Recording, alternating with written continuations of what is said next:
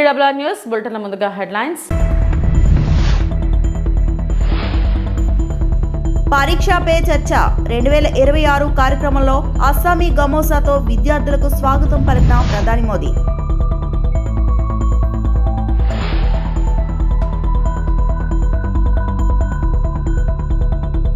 ఎమ్మిగనూరులో మీ భూమి మీ హక్కు కార్యక్రమం సీఎం చంద్రబాబు.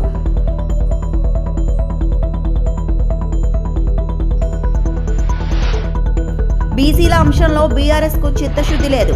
మున్సిపల్ ఎన్నికల్లో ఓటుపై బీసీలో ఆలోచించాలి కవిత.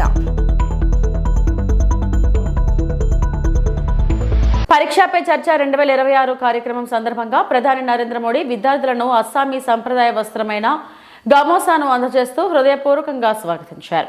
ఈ సందర్భంగా గమోసా యొక్క సాంస్కృతిక ప్రాధాన్యతను వివరించిన ప్రధాని ఉత్తర భారతదేశం ప్రత్యేకంగా ఈశాన్య రాష్ట్రాల సంస్కృతి సాంప్రదాయాలకు ఇది ప్రతీకగా నిలుస్తుందని పేర్కొన్నారు. मेरा नाम पद्मा है, मैं लद्दाख से हूँ. तो मेरा ये प्रश्न है कि हमारे उम्र के बच्चे को बड़े सपने देखना चाहिए और उन्हें पूरा करने की शुरुआत कहाँ से करना चाहिए सर? सपने न देखना वो तो क्राइम है. सपने देखने ही चाहिए, लेकिन सपनों को गुनगुनाते रहना ये कभी काम नहीं आता है. और इसलिए जीवन में कर्म को प्रधान देना चाहिए. मैं जहां हूं वहां मुझे सफल होना है, तभी मैं आगे जाऊंगा. मैं देखता रहूं और मुझे अगर पेड़ पे चढ़ना ही है तो आम देखता रहूं तो आम नहीं पकड़ता. अब जैसे मान लीजिए हमारा मन कर गया कि मुझे एस्ट्रोनॉट होना है और मुझे चंद्रमा पे जाना है, तो फिर मुझे पढ़ना चाहिए कि पहले एस्ट्रोनॉट कौन हुए, उनकी बायोग्राफी क्या थी, ये स्पेस होता क्या है. धीरे धीरे उसमें रुचि हमारी बढ़ानी चाहिए. फिर टीवी पे कोई कार्यक्रम है तो उसको खाद देखना चाहिए, तो आपको खाद पानी मिलता रहेगा, हैं, आपको फर्टिलाइजर जिसको कहे मिलता रहेगा, तो वो विचार आपका पनपेगा. औरों को बताने से फायदा नहीं होगा. कभी कभी हम बता देंगे भाई मजाक उड़ाएंगे, ये तो एस्ट्रोनॉट बनने वाला है. तो हमारे मन के सपने पब्लिक नहीं करने चाहिए, लेकिन लीक करके रखने चाहिए. मैं बहुत नर्वस थी क्योंकि मेरा ये लाइफ का पहला एक्सपीरियंस था परीक्षा पे चर्चा पर. बट जैसे प्राइम मिनिस्टर मेरे सामने आते ही అనంతరం విమానయాన రంగంపై పరిశ్రమలతో కీలక రౌండ్ టేబుల్ సమావేశం నిర్వహించారు మంత్రి కింజరపు రామ్మోహన్ నాయుడు. కేంద్ర పౌర విమానయాన శాఖ మంత్రి రామ్మోహన్ నాయుడు కింజరపు బడ్జెట్ అనంతరం విమానయాన రంగానికి సంబంధించి ప్రకటించిన నిర్ణయాలు పరిశ్రమలు సమర్థవంతంగా వినియోగించుకోవాలా చర్యలు తీసుకోవాలనే ఉద్దేశంతో పరిశ్రమ ప్రతినిధులతో కీలక రౌండ్ టేబుల్ సమావేశానికి అధ్యక్షత వహించారు. ఈ సమావేశంలో గౌరవ ప్రధానమంత్రి శ్రీ నరేంద్ర మోడీ నాయకత్వంలో దేశీయ విమానయాన తయారీ రంగానికి ఇస్తున్న బలమైన ప్రోత్సాహం, అధిక విలువైన ఉపాధి అవకాశాల సృష్టి పట్ల పరిశ్రమ వర్గాలు తమ ప్రశంసలు వ్యక్తం చేశాయి.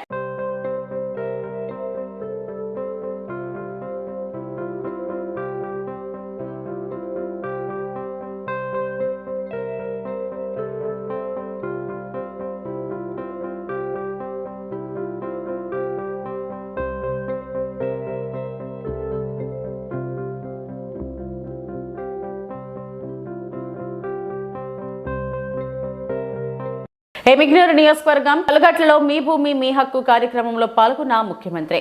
ఎమ్మిగనూరు నియోజకవర్గంలోని కలుగట్లు గ్రామంలో నిర్వహించిన మీ భూమి మీ హక్కు కార్యక్రమంలో ముఖ్యమంత్రి చంద్రబాబు నాయుడు పాల్గొన్నారు. ఈ సందర్భంగా భూములకు సంబంధించిన హక్కుల సమస్యలను శాశ్వతంగా పరిష్కరించడమే ప్రభుత్వ లక్ష్యమని ముఖ్యమంత్రి స్పష్టం చేశారు. రైతులు భూ యజమానులు ఎలాంటి ఇబ్బందులు లేకుండా తమ భూమి హక్కులను పొందేలా ప్రభుత్వం కట్టుబడి ఉందన్నారు. ఈ కార్యక్రమం ద్వారా భూ రికార్డుల సరిదిద్దడం, హక్కుల పత్రాల జారీ, వివాదాల పరిష్కారం వంటి అంశాలను ప్రజల ముందే పారదర్శకంగా నిర్వహిస్తున్నామని తెలిపారు. గతంలో భూమి రికార్డుల లోపాల వల్ల రైతులు ఎదుర్కొన్న ఇబ్బందులను గుర్తు చేస్తూ ఇకపై అలాంటి సమస్యలు తలెత్తకుండా ఆధునిక సాంకేతిక పరిజ్ఞానంతో భూ పరిపాలనా వ్యవస్థను బలోపేతం చేస్తున్నామని పేర్కొన్నారు. రైతు భూమి అతని జీవనాధారమని, భూమిపైన స్పష్టమైన హక్కు ఉంటేనే రైతుకు భద్రత ఉంటుందని ముఖ్యమంత్రి అన్నారు. అందుకే మీ భూమి మీ హక్కు కార్యక్రమాన్ని ప్రజల దగ్గర తీసుకొచ్చి గ్రామ స్థాయిలోనే సమస్యలు పరిష్కరిస్తామని వివరించారు. ఈ కార్యక్రమంలో స్థానిక ప్రజాప్రతినిధులు, అధికారులు, రైతులు పెద్ద సంఖ్యలో పాల్గొన్నారు. ఒక రైతు తన బిడ్డల్ని ఎంత ప్రేమిస్తాడో భూమిని అంతే ప్రేమిస్తాడు. నిద్ర లేస్తే భూమి దగ్గరికి పోకపోతే, భూమిని చూడకపోతే రాత్రి నిద్ర రాదు. దేశానికి తిండి పెట్టింది రైతు, అన్నదాత. కరోనా అప్పుడు అందరూ హాలిడే తీసుకున్నారు, కానీ మా రైతులు మాత్రం హాలిడే తీసుకోకుండా దేశానికి అన్నం పెట్టింది రైతన్న అని చెప్పి మరొకసారి విజ్ఞప్తి చేస్తున్నా. ఆ అనుబంధం ఎవరు చెరపలేనిది. మన రాష్ట్రం వ్యవసాయ ఆధార రాష్ట్రం. దీనివల్ల ఎక్కువ మంది భూమిపైనే ఆధారపడతారు. నేను అందుకే స్పష్టంగా ఆలోచించాను. ఒకటి, మీ భూమి. మళ్ళీ నేను విషయాలు చెప్తాను. దానికి కావలసిన నీరు ఇవ్వడం, అదేవిధంగా సాగు కూడా. ఎందుకంటే మనం అందరం గుర్తుపెట్టుకోవాలి, నిన్న కూడా ఒక మీటింగ్ పెట్టుకొని, సాగునీటి సంఘాల మీటింగ్లు పెట్టుకొని నేను ఎక్కడికక్కడ సమీక్షలు చేస్తున్నాను. నా జీవితంలో ఒకటే కోరిక, ప్రతి ఎకరాకు నీళ్లు ఇవ్వాలి. అది కూడా కర్నూలు జిల్లాలో ఉండే పశ్చిమ తాలూకాలకు నీళ్లు ఇచ్చినప్పుడే రాష్ట్రం మొత్తం నీళ్లు ఇచ్చినట్టు అవుతుంది. అందుకని వివాదాలు లేని భూములు, పుష్కలంగా ప్రతి ఒక్క ఎకరాకు నీరు, లాభాలు తెచ్చే సాగు, రైతు అప్పుల పాలయ్యే సాగు కాదు. పంటల విధానం మారుతా ఉంది, టెక్నాలజీ వచ్చింది. దీనికి అనుగుణంగా నేను కూడా ముందుకెళ్తున్నాను. అందుకని మీ అందరి సహకారం అవసరం అని చెప్పి కూడా నేను మీకు తెలియజేస్తున్నా. మీరే చూశారు, ఎన్నికల ముందు ఒక మాట చెప్పాం, మళ్ళీ రాష్ట్రాన్ని పునర్నిర్మాణం చేయాలి. అందుకే కూటమి కట్టాం. నేను, పవన్ కళ్యాణ్ గారు, బీజేపీ నరేంద్ర మోడీ గారు నాయకత్వంలో అందరం కలిసి ఒక కూటమి కట్టాం. ఆ రోజు ఒక మాట చెప్పాను, మీకు అందరికి గుర్తుండాలి, సంక్షేమ కార్యక్రమాలు. బీసీల అంశంలో బీఆర్ఎస్ పార్టీ ఏనాడో చిత్తశుద్ధితో వ్యవహరించలేదని తెలంగాణ జాగృతి అధ్యక్షురాలు మాజీ ఎమ్మెల్సీ కవిత ఆరోపించారు. మున్సిపల్ ఎన్నికల్లో ఆ పార్టీకి ఓటు వేయాలో వద్దో బీసీలు ఆలోచించుకోవాలన్నారు. హైదరాబాద్లో మీడియాతో కవిత మాట్లాడారు. పెద్ద నాయకులు బీఆర్ఎస్ పార్టీని గాలికి వదిలేశారా అని ప్రశ్నించారు. తమ రాజకీయ పార్టీ ఆవిర్భావానికి మంచి ముహూర్తం కోసం చూస్తున్నామని, ఏర్పాటు ప్రక్రియ 3 నెలల్లో పూర్తయ్యే అవకాశం ఉందని ఈ సందర్భంగా కవిత తెలిపారు. ప్రధానంగా భారత రాష్ట్ర సమితికి సంబంధించి ఇవాళ జరుగుతున్నటువంటి మున్సిపల్ ఎన్నికల్లో బుట్టంగారి మాధవరెడ్డి అనేటటువంటి వ్యక్తికి బీఆర్ఎస్ పార్టీ టికెట్ ఇవ్వడాన్ని తెలంగాణ జాగృతి చాలా తీవ్రంగా ఖండిస్తూ ఉన్నది. బీసీల కోసం 42% ఏదైతే సాధించాలి రిజర్వేషన్లు రాజకీయంగా, విద్యాపరంగా అనేటటువంటి అంశాల మీద, ఉద్యోగాలలో అనే అంశాల మీద తెలంగాణ జాగృతి గత 2.5 సంవత్సరాలుగా మడమతి పని పోరాటాలు చేస్తున్న విషయం ప్రజలందరికీ తెలిసిందే. ఈ పోరాటాలు చేస్తున్నటువంటి నేపథ్యంలో మరి అసెంబ్లీలో బిల్లు పెట్టించడంలో కానీ, ఆర్డినెన్స్ విషయంలో వెనకబడి ప్రభుత్వాన్ని రైల్ రోకో చేస్తామనేటటువంటి అంశాలను కూడా తీసుకొని ముందుకు వెళ్ళడంలో తెలంగాణ జాగృతి అన్ని బీసీ సంఘాలతో కలిసి పోరాటం చేసిన విషయం ప్రజలందరికీ తెలిసిందే. మరి మేమందరం కూడా కలిసి చేసినటువంటి పోరాటాల ఫలితంగా 42% బిల్లులు పెట్టి, ఆ తర్వాత ప్రభుత్వం ఒక గవర్నమెంట్ ఆర్డర్ కూడా తీసుకొని రావడం జరిగింది. ఆ జీవోను ఆపడంలో కీలకమైనటువంటి పాత్ర పోషించింది 2 పిటిషనర్లు. అందులో బుట్టంగారి మాధవరెడ్డి అనేటటువంటి వ్యక్తి ఒకరు. మరి ఆ పిటిషనర్ని ఇవాళ బీఆర్ఎస్ పార్టీ బాజాప్తా టికెట్ ఇవ్వడము మున్సిపల్ ఎన్నికలలో అంటే బీఆర్ఎస్ పార్టీ మరి ఆ కేసు వేయించిందా, లేకపోతే బీఆర్ఎస్ పార్టీ బీసీలకు వ్యతిరేకమా, లేకపోతే బీఆర్ఎస్ పార్టీ 42% బీసీలకు రిజర్వేషన్ ఇవ్వడాన్ని కంప్లీట్గా వ్యతిరేకిస్తుందా అన్న విషయం మాత్రం ఆ పార్టీ స్పష్టం చేయాల్సిందిగా తెలంగాణ జాగృతి నుండి మేము డిమాండ్ చేస్తూ ఉన్నాం. ఎప్పుడైతే ఈ కేసు పడ్డదో ఆనాడే మేము చెప్పినాం, హరీష్ రావు గారికి సంబంధించినటువంటి మనుషులు, హరీష్ రావు గారికి సంబంధించినటువంటి పర్సనల్ లాయరు ఢిల్లీ వేదికగా ఈ యొక్క పిటిషన్ వేయించడం జరిగింది. ఆ 2 పిటిషనర్లు కూడా డైరెక్ట్గా హరీష్ రావు గారితో అనేక సందర్భాల్లో మరి కలిసి కనిపించినటువంటి వ్యక్తులను కూడా మేము చెప్పడం జరిగింది. అదేవిధంగా హరీష్ రావు గారి పర్సనల్ లాయర్ ఏదైతే ఉన్నారో ఈ పిటిషన్ వేయడంలో చాలా కీలకంగా వ్యవహరించారనేటటువంటి అంశాన్ని కూడా మీ అందరి ద్వారా ప్రజలకు తెలియజేస్తూ ఉన్నాం. ఆనాడు కేవలం ఒక్క హరీష్ రావు గారే దీని వెనుక ఉన్నారని నేను అనుకున్నా. కానీ ఆనాడు మేము చేసిన ఆరోపణలు యావత్తు బీఆర్ఎస్ పార్టీ ఈ కుట్ర వెనుక ఉంది అని రుజువు చేస్తూ ఇవాళ బుట్టంగారి మాధవరెడ్డి అనే వ్యక్తికి టికెట్ ఇచ్చారని నేను భావిస్తూ ఉన్నా. మొన్న కేటీఆర్ గారు ఎవరికైనా ఓటేయాలంటే మరీ ఇటువంటి వ్యక్తిని తీసుకొచ్చి ఓటేయమంటారని నేను అనుకోలే. ఎందుకంటే ఇవాళ బీసీ బిడ్డలు తెలంగాణ సమాజంలో 56% మంది ఉన్నారు. వాళ్ళ నోటికాడి బుక్కను గుంజుకున్నటువంటి పిటిషనర్ను పట్టుకొచ్చి ఓటు వీళ్ళకి వేయండి అని బీఆర్ఎస్ పార్టీ చెప్తే మరి ఓటు వేయాలన్నా బీఆర్ఎస్ పార్టీకి వద్దా ఆలోచించుకోవాల్సిందిగా యావత్తు తెలంగాణ బీసీ సమాజాన్ని కూడా నేను కోరుతా ఉన్నాను. ఇది ఎటువంటి రాజకీయం? మీరు కనీసం బీసీల కోసం ఒక మీటింగ్ పెట్టలే. ఎప్పుడు ఎట్లా పెట్టిరు? బీఆర్ఎస్ పార్టీ నుండి డైరెక్ట్గా నాయకత్వం ఎప్పుడు మాట్లాడలే. బీసీ ప్రజాప్రతినిధుల ఫోరం పేరిట మీటింగ్ పెట్టిరు. ఆ తర్వాత ఒక్కసారి తెలంగాణ భవన్లో మీటింగ్ పెట్టిరు. మొదలు జనగణన అన్నప్పుడు అసలు జనగణనకు పార్టిసిపేట్ చేయొద్దని చెప్పిర్రు, కన్ఫ్యూజ్ చేసిర్రు. అదంతా అయిపోయినాక రెండోసారి జనగణన చేయాలని చెప్పిర్రు. ఎక్కడా కూడా చిత్తశుద్ధితో బీసీ మీటింగ్లు బీసీల అంశంలో బీఆర్ఎస్ పార్టీ సపోర్ట్ చేయలే. అందరం గోల చేస్తే యావత్ సమాజం రోడ్ల మీదకి వస్తే మేము పెడతాం బీసీ మీటింగ్లు అని చెప్పారు. కానీ అవెన్నడూ కూడా మరి కార్యరూపం దాల్చలేదు. అంటే సమాజంలో సగం మంది పట్ల మీ వైఖరి ఏంటి, మీ చిత్తశుద్ధి ఏందన్నది ఇవాళ తెలుస్తుంది. కాబట్టి మరి ఆ ప్రజలను ఆలోచించవలసిందిగా నేను కోరుతా ఉన్నా.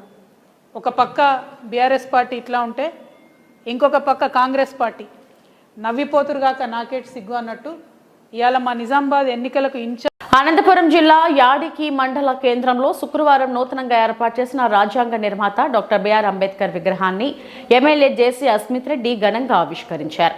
ఈ సందర్భంగా ఎమ్మెల్యే మాట్లాడుతూ దళిత సంఘం నాయకులు ఐక్యమత్యంగా ఉండి డాక్టర్ బిఆర్ అంబేద్కర్ విగ్రహాన్ని ఏర్పాటు చేయడం ఎంతో సంతోషంగా ఉందని, ఇన్ని రోజులకు దళితుల కళ నెరవేరడంతో వారు చాలా ఆనందంగా సంతోషంగా ఉన్నారన్నారు.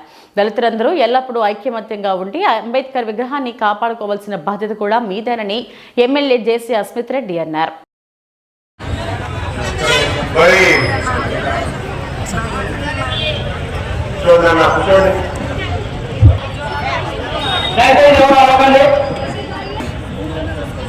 మొట్టమొదటిగా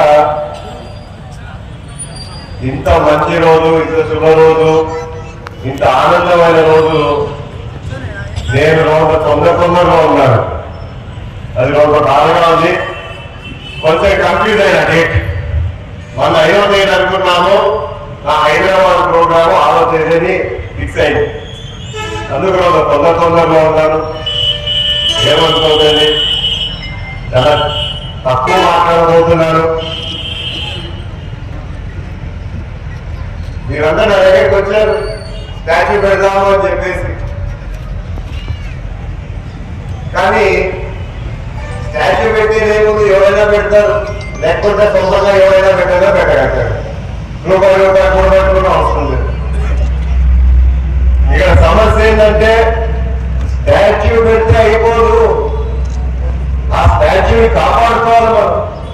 వాళ్ళేమో మనకి త్యాగాలు చేశారు, కోసం ఏదేదో చేసుకుంటూ వచ్చారు. మనమేమో స్కైకి స్టాచ్యూ పెడతాము, రేపటి నుంచి మర్చిపోతారు. ఒకరి వల్ల క్లీనింగ్ చేద్దామని ఏ రోజు అనుకుంటారా మీరు? నేనైతే ఒకటే అనుకున్నా. ఫస్ట్ అయితే నా దగ్గరికి వస్తే ఏం చెప్తా, నేను విగ్రహం పెట్టేదానికి లేదని చెప్పి వెళ్ళిపోయాను. పర్మిషన్ ఇవ్వలేదు, నేను వద్దన్నా. ఎందుకంటే అందరూ విగ్రహాలు పెడుతున్నారు, చాలా మంచాము వెళ్ళిపోయాను. కానీ ఒకటి మాత్రం అనిపించింది నాకు, ఖచ్చితంగా ఎవరికైనా ఒక ఛాన్స్ అనేది ఇవ్వాలి కదా మనము. అందుకోసం అని చెప్పి ఖచ్చితంగా మీరందరూ ఆ విగ్రహాన్ని కాపాడుకుంటారు, చూసుకుంటారు. మనకి ధైర్యం ఇచ్చిన వాళ్ళకి మనం ఉన్నాము ఇక్కడ, మీరు చేసిన త్యాగాలు ఏది వృధా కాలేదని చెప్పి మీరందరూ కాపాడుకుంటారని చెప్పి ఈ సభాముఖంగా మీ అందరినీ కోరుకుంటున్నాను. దయచేసి ఖచ్చితంగా మీరందరూ ఆ స్టాచ్యూని శుభ్రం చేయడము, కేవలం జయంతి రోజు లేకపోతే ఇంకో రోజు చేయడం కాకుండా మీరు వారం వారము నెలకొకసారి ఖచ్చితంగా దయచేసి క్లీన్ చేస్తారని చెప్పి మీ అందరినీ కోరుకుంటున్నాను. రైట్, థ్యాంక్ యూ, ధన్యవాదాలు.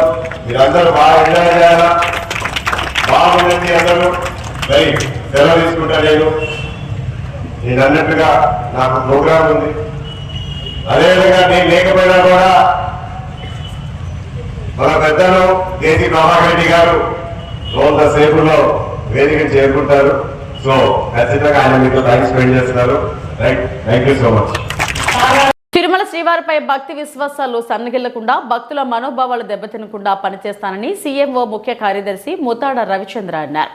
టీటీడీ ఈవోగా ఆయన బాధ్యతలు స్వీకరించారు. అనంతరం సతీ సమేతంగా శ్రీవారిని దర్శించుకున్నారు. దర్శనం అనంతరం రంగనాయకుల మండపంలో రవిచంద్ర దంపతులకు పండితులు ఆశీర్వచనం అందజేశారు. అదనపు ఈవో వెంకయ్య చౌదరి స్వామివారి తీర్థ ప్రసాదాలను అందజేశారు. భక్తులకు సేవ చేసే అవకాశం ఇచ్చిన రాష్ట్ర ప్రభుత్వానికి సీఎం చంద్రబాబుకు రవిచంద్ర కృతజ్ఞతలు తెలిపారు. ఒక భక్తుడిగా తోటి భక్తులకి సేవ చేసే భాగ్యం కలిగింది. వారి సేవ ద్వారా దేవుడి సేవ చేసే భాగ్యం కలిగింది. ఆ అవకాశం ఇచ్చిన ఆంధ్రప్రదేశ్ ప్రభుత్వానికి, గౌరవ ముఖ్యమంత్రి గారికి ధన్యవాదాలు. అందరి నమ్మకాలని నిలబెడతానని, భక్తుల యొక్క నమ్మకాలని, ప్రభుత్వం యొక్క నమ్మకాన్ని ఆ దేవుడు ఇచ్చిన శక్తితో నిర్వర్తించగలనని మనస్ఫూర్తిగా కోరుకుంటున్నాను.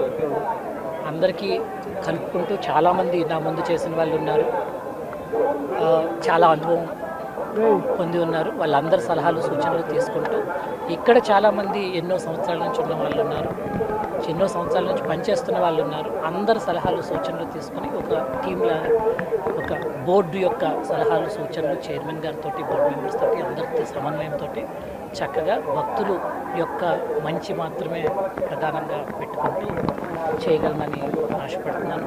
అలా చేయటానికి ఆ దేవుడు ఆశీర్వదిస్తాడని మనస్ఫూర్తిగా కోరుకుంటున్నాను.